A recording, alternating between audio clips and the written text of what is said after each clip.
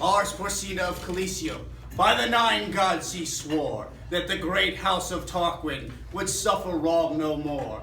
By the 9 gods he swore it, and named a thrice-ding day. He bade his messengers ride forth, east, west, south, and north, to summon his array.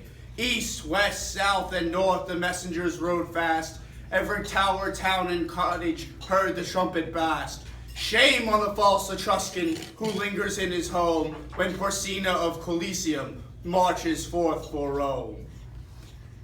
This is a part of the poem called The Lays of Ancient Rome, a story written about the Etruscan invasion of Rome long before it was a republic, much less an empire. Had the Etruscans been successful in their invasion, much of the world we know today would be different.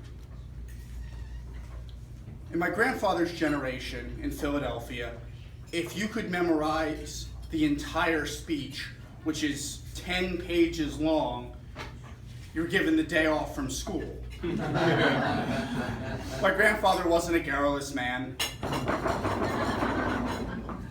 but he was one of the few who was successful in this task.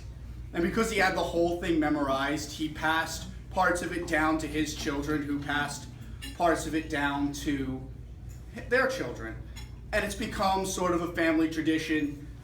It gets recited from time to time.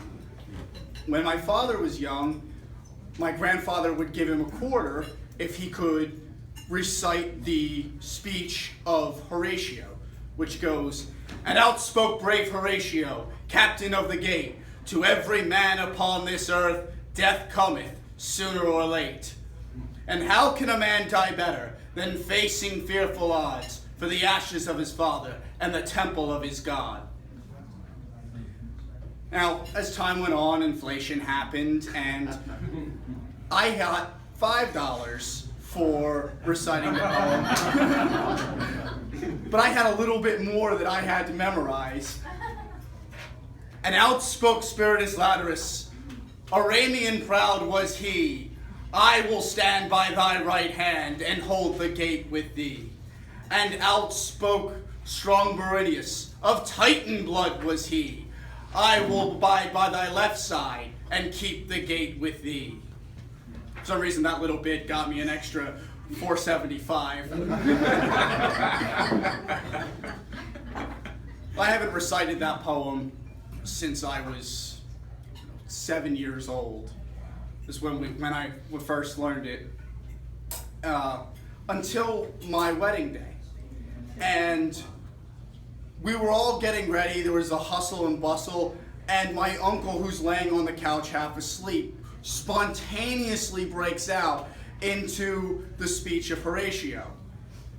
And my father joins in, and then I join in, and then it becomes a competition between me and my father to see who can recite more.